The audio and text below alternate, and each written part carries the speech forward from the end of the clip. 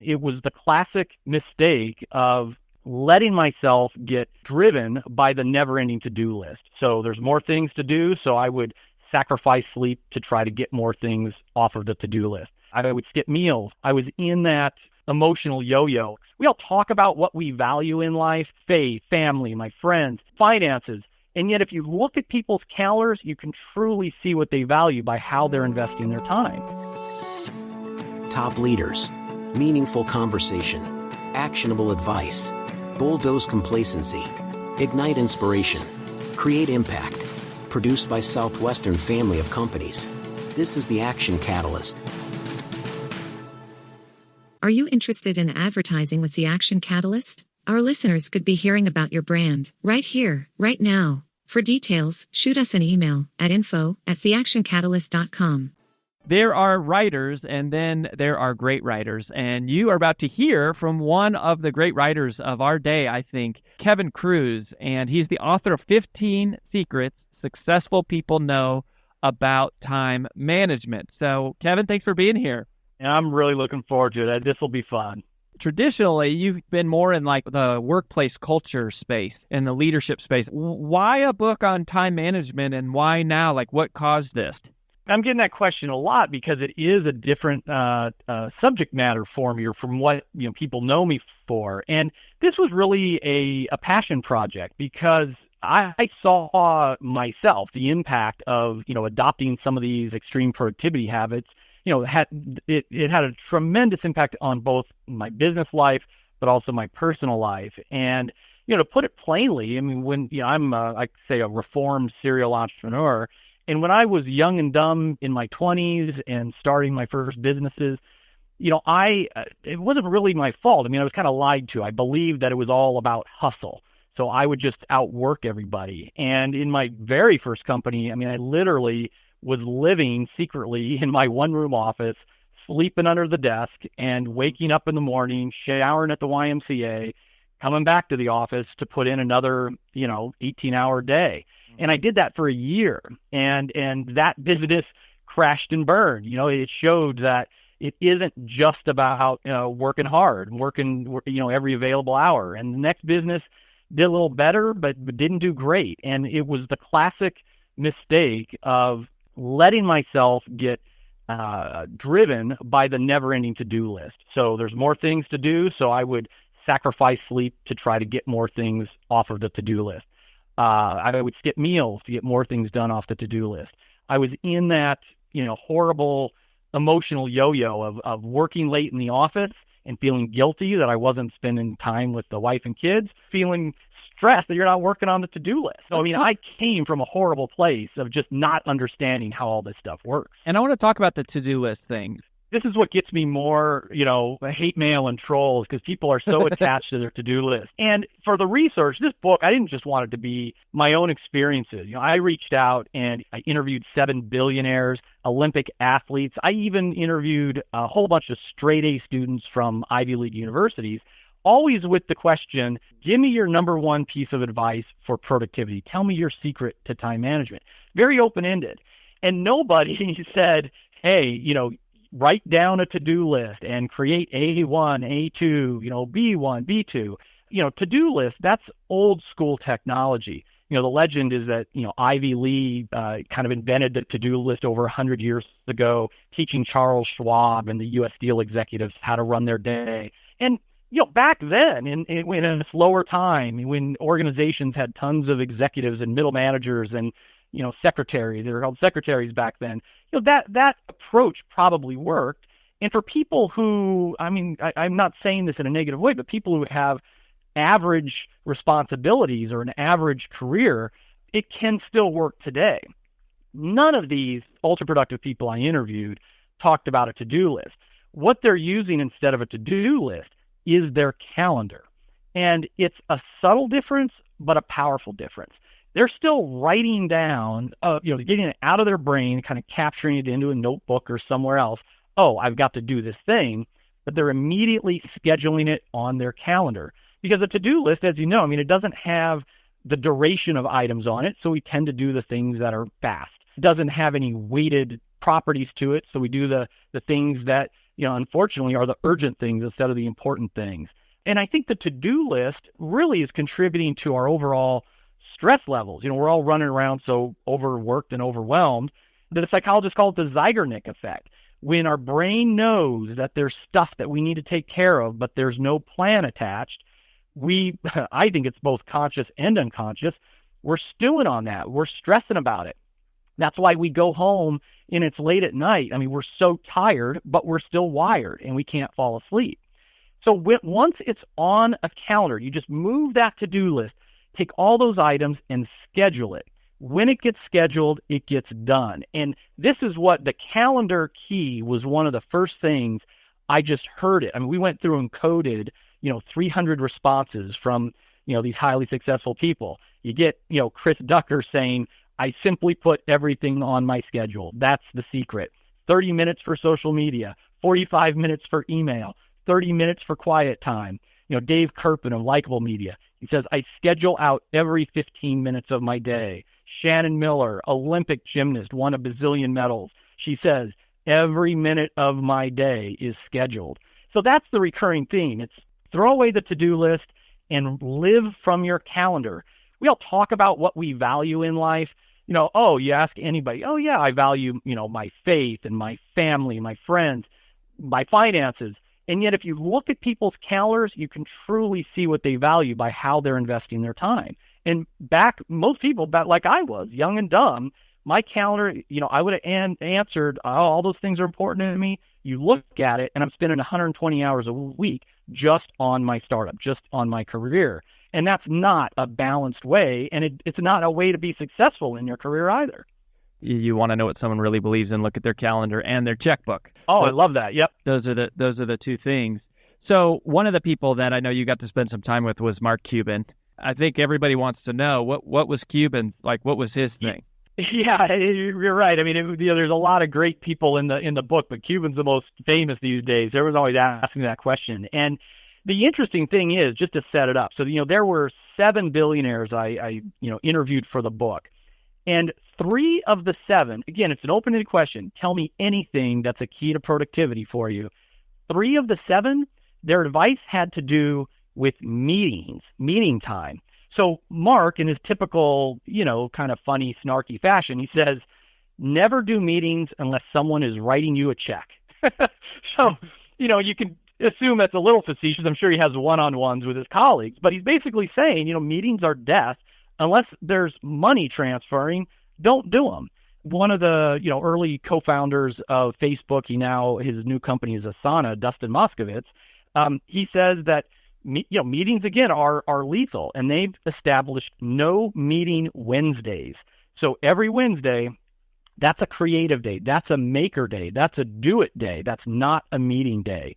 A friend of mine runs Aria Healthcare, which is a hospital chain up here near Philadelphia. She has no meeting Fridays. I mean, it's literally becoming so bad in organizations that great leaders are saying, listen, we're going to just ban those suckers. First of all, people think it's a 1-hour meeting. Well, no, if there's 10 people in the room, first of all, it's a 10-hour meeting. It's not a 1-hour meeting. Yeah. And then it's at the very least the cost of, salaries and benefits. But the bigger cost is the value that those people are providing. Taking a salesperson away from prospecting and into a meeting for, something that's not as important. Let's talk about email for just a second. Yeah, meetings and email are the big complaints, the big problems. Mm. And the first thing that people identified or shared when it came to email is, they're not leaving their email window open all day long. They shut off those message notifications so they're not getting buzzed or dinged every time there's an inbound email. And, I've summarized it as a system I call 3210. And for me, and everybody can adjust this, but I've seen this work wonders. 3 stands for check your email 3 times a day or process your email 3 times a day. There's obviously, again, productivity ninjas that say, look, do it once a day. Just check it once a day, and that's fine. And, the Tim Ferriss followers will have that auto responder go out all the time. This day and age, I want to be responsive. I move fast. So for me, it's like morning, noon, and night. I'm going to check it. I'm going to process it 3 times a day. The 2-1 stands for 21 minutes. So when I am processing my email, it's kind of like a Pomodoro. I'm setting 21 minutes on that clock. and it's ticking down. And my goal is to get back to email inbox 0 by the time that ticks to 0. And 21 minutes is not a lot of time, and it sounds almost silly or corny, like, yeah, what's that going to do? It is amazing when you've got that countdown clock. It's almost like a game, and you just pound down that list, and you're always going through those, the 4 Ds of like, can I delete it? Boom, yes. If not, can I delegate it? Can I delegate this? Just forward it to somebody. Can I do it? Do it right now, touch it once within a few minutes. Great. If not, then you want to defer it, which means schedule it. Don't leave it in your inbox to just sit there gathering dust. God forbid, don't add it to the bottom of your to-do list. Click that little button that in Google Mail and Gmail, it's the more button, and then you can turn your email into an event. So if you can't delete it, delegate it, do it right now, then schedule time for it right then and there. Mm-hmm. And I mean, it sounds corny. It's worked for me, and I'm just getting great feedback from people who have adopted this system. And for some, maybe they're going to check it twice a day. Others, maybe it's 4 times a day. Maybe it should be 25 minutes for you instead of 21 minutes for me. 3210 is just an easy way for me to remember the system. Mm-hmm. So tell me about the Harvard experiment things. What was that all about? So as reported in Harvard Business Review, these 2 researchers went into companies, started watching what executives, middle managers were doing, primarily white-collar workers, and they realized that they had much more control over their tasks than the individual workers thought. So they taught them to look every morning, to look at their to-do list or their calendar and ask 3 questions around drop, delegate, or redesign. So for drop, they were trained to ask, how valuable is this task? What would happen if I dropped it? For delegate, you ask, am I the only person who can do this task? Who else might be able to do it? Mm-hmm. And redesign says, how can I achieve roughly the same outcome, but in less time? Or, what would I do if I only had half the available time to try to get this thing done? Just by training people to ask those 3 questions, on average, people were able to save 6 hours of desk work each week and 2 hours of meeting time. Can you just drop them completely? Can you delegate things? It is so powerful. And people will say, I don't have team members reporting to me. I can't delegate anything. Delegating to me is just another form of outsourcing. So whether it's you're a solopreneur and you're hiring a VA, you're a stay-at-home parent and have decided to hire the teenager to mow your lawn, these are powerful tools. So drop, delegate, redesign ended up, on average, saving 8 hours of time each week. Long before this book, was even an idea, I had a mentor who was one of the ones who started to teach me the right way to think about time and productivity. He went on, he's an entrepreneur, he ended up selling his last company to IBM for $1.3 billion. And this guy, he was never frazzled. He walked slowly. He had time for everybody. When he was with you, he was fully present.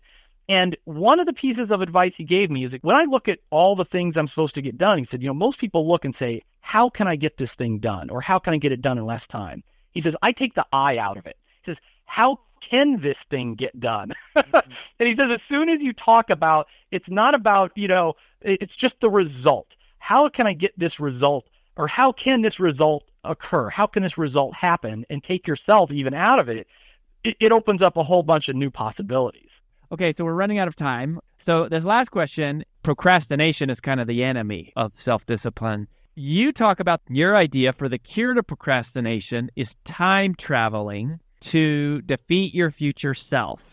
The time travel trick is a tool that we can use when we're finding that we're procrastinating on the significant items, whether that be eating healthy meals or working out or, moving that big rock at work that's going to really be the thing that's going to lead to our revenue breakthrough. So this is a strategy that we can deploy to overcome the negative kinds of procrastination. And it's like this. The psychologists talk about, we have this time dissonance where we're always discounting our future selves. And, it's a silly example, but let's say, I'm always, struggling with health and healthy habits. And, every Sunday I go to the grocery store and I say, this is the week I'm going to get on the wagon. I'm going to eat really healthy. I'm going to drop a couple pounds. And I spend all my time in the produce aisle buying lettuce and carrots and tomatoes. So I'm going to be eating salads every night for dinner. That's the plan. But The problem is the future version of Kevin that actually arrives. I mean, he's gonna sabotage my best interest. He's gonna fight against the Sunday version of Kevin. So when Wednesday night shows up and it's 7:00 and I stumble into the kitchen and I'm hungry and tired and my willpower has been depleted, I'm going to say, what's for dinner? I'm going to open up that fridge. I'm going to see the now wilting lettuce because I haven't had any salads all week. And I'll remember, oh yeah, I'm supposed to be eating a salad. And then you start, rationalizing, right? It takes so long to make, at least 5 minutes to make a salad. Yeah. It's cold. I deserve something better. I know I'll microwave this 1 minute frozen burrito because it's so salty and fatty and cheesy. It's going to be delicious. That future Kevin, that future self sabotages our best interest. And whether it's, hey, I'm going to work out this afternoon. I'm going to put 2 hours into the gym later this afternoon. And then, of course, later this afternoon, that version of Kevin decides not to. So we have to think about all the ways we're going to sabotage ourselves and then come up with strategies now in the present to defeat that. And this is an extreme example and kind of funny. I have a friend, she likes to eat healthy, and once we were out at a restaurant and she said, hey, give me a turkey burger with no bun and a set of fries, give me a salad. Okay, that's fine. They bring it over and they forgot to, put the salad down. It was French fries. Now she could have sent it back or something, but instead she opens up the salt shaker, takes the lid off, and dumps the entire salt shaker on top of the fries. Like, what are you doing? And she said, oh, I know that in 3 minutes, her future self, in 3 minutes, I'm going to try to eat just one fry because one fry is not going to hurt me. But then I know in 5 minutes, I'm going to say, well, I'll just eat 2 more. And then in 10 minutes, I'm going to eat all the fries. So I'm going to defeat the 3 minute from now version of myself by destroying all the fries, by covering them up with all this salt. And a less extreme example is, look, if I say I'm going to work out in the afternoon or at night, I know all the tricks that the future version of Kevin's going to do. So instead, I set my alarm early in the morning. I put the alarm on the other side of the room so I can't snooze it. I got to get out of bed. And when I get out of bed, I'm stepping on my workout clothes and sneakers. First thing I do is do my workout. Even if I try to tell myself, oh, I got a little scratchy throat. I might be getting a cold. I better go back to bed. Sleep's important too, No, I'm going to say, look, even if you're not going to work out today, just get on the treadmill and walk for 5 minutes. Mm-hmm. You could always walk for 5 minutes. And then as you know, once you're on for 5 minutes, all right, I'll go another 5. I'll crank it up a couple more miles per hour. So whatever the area is that we're struggling, whether it's writing that book we want to write, losing that weight, banging out those 50 cold calls, we just need to think about all the ways we're going to jeopardize ourselves in the future and come up with ways to combat those right now. I love it. So Kevin Kruse, Kevin, thanks for what you're doing, man. We appreciate you. Appreciate the opportunity to share. If you enjoy this podcast, please make sure to subscribe. And to stay updated on everything that the Action Catalyst is up to, make sure to follow us on Facebook and Instagram at Action Catalyst Podcast and on Twitter at Catalyst_Action. And thanks for listening.